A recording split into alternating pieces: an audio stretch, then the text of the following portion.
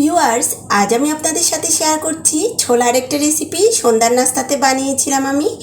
আমার বাসায় কারো পছন্দ এটা রুটি দিয়ে খেতে, আর কারো পছন্দ এটা মুড়ি দিয়ে খেতে।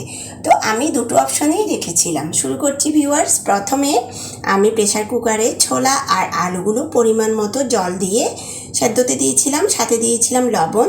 6 সিটি পড়ার পরে চুলো অফ করে দিয়েছিলাম, আর ঠান্ডা হওয়ার পরে কুকার খুলে আপনাদেরকে দেখাচ্ছি এখন কি স্মুথলি সিদ্ধ হয়ে গিয়েছে, ছোলাগুলো একদম গলে গিয়েছে ভিউয়ার্স। আর এটা ভালো করে ধুয়ে জলটা ছড়াতে দিয়ে আমি এখন ফ্রাই প্যানে পরিমাণ মতো তেল গরম করেছি। বেশ কিছুটা পরিমাণ তেল দিতে হবে, আর যেহেতু ছোলাতে তেলের পরিমাণ একটু বাড়িয়ে দিতে হয় সেজন্য দিয়েছি তেল পরিমাণ মতো। এরপর দিয়েছি জিরে ফোড়ন, দিয়েছি কয়েকটা তেজপাতা, এরপর দিয়েছি পেঁয়াজ কুচি। এটাকে কিছুক্ষণ নরম করে নেব, ভেজে কিছুক্ষণ নরম করে নেব। এরপর দিয়ে দিয়েছি লবণ, পরিমাণ মতো লবণটা দিয়ে দিয়েছি।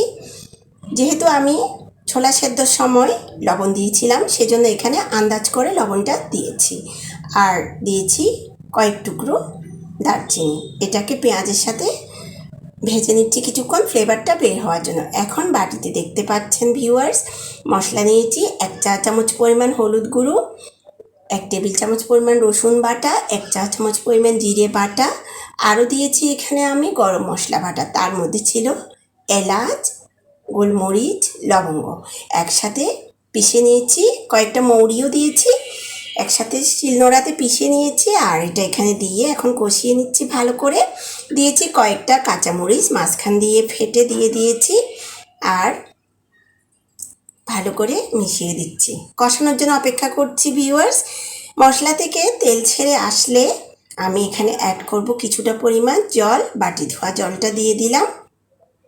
জলটা দিচ্ছি ভিউয়ার্স। এখানে আমি এরপর অ্যাড করব আলু সেদ্ধটা আর ছোলা সেদ্ধটা, যাতে ছোলা আর আলুর ময়েশ্চারাইজারটা ঠিক থাকে সেজন্যই আমি কিছুটা পরিমাণ জল অ্যাড করেছি। আর এটা ধিমে আঁচে রান্না করব 15 থেকে 20 মিনিটের মতো।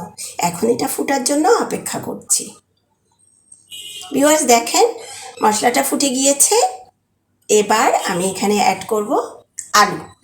ছোলার সাথে যে আলুগুলো সেদ্ধ করেছিলাম ওগুলো চামড়া ছিলে রেখেছি, আর এখন এটাকে আমি ভেঙে দিয়ে দিচ্ছি। ছোলের মিশ্রণটাতে আলুগুলো ভেঙে দিয়ে দিচ্ছি। আমি চাইলে এটা ডুমো করেও কেটে দিতে পারতাম, কিন্তু এটা ভেঙে দিলে এটা টেস্ট অনেক গুণ বেড়ে যায়, ছোলার টেস্ট অনেক গুণ বেড়ে যায়, সেজন্য এভাবেই হাত দিয়ে ভেঙে দিয়েছি। এবার এখানে অ্যাড করছি ভিউয়ার্স আমি সেদ্ধ করে রাখা, ধুয়ে রাখা, জল ঝরানো ছোলাগুলো দিয়ে দিলাম। আর এটাকে বেশ ভালো করে সবগুলো উপকরণ একসাথে মিশিয়ে নিচ্ছি, আর বড় বড় সাইজের আলুগুলোকে একটু ভেঙে দিচ্ছি। আবারও ভেঙে দিয়ে আলুগুলোকে এবার সবগুলো উপকরণ একসাথে মিশিয়ে নিচ্ছি। আর এটা চুলোর আঁচটা কমিয়ে দিয়ে আমি 15 থেকে 20 মিনিটের মতো এটা রান্না করব। এটা এখন অন্য বার্নারে ট্রান্সফার করে দিয়েছি ভিউয়ার্স। এবার আমি এখানে তাওয়া গরম করে রুটিটা সেঁকে নিচ্ছি।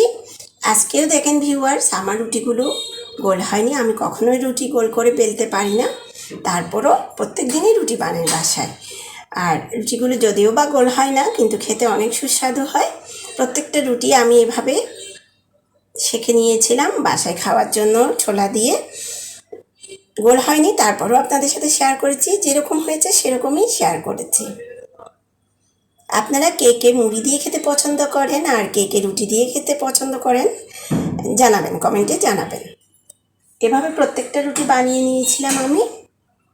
আর ভিউয়ার্স দোকানের থেকে বাসায় বানানো ছোলাগুলো খেতে অনেক সুস্বাদু হয় আর স্বাস্থ্যকর।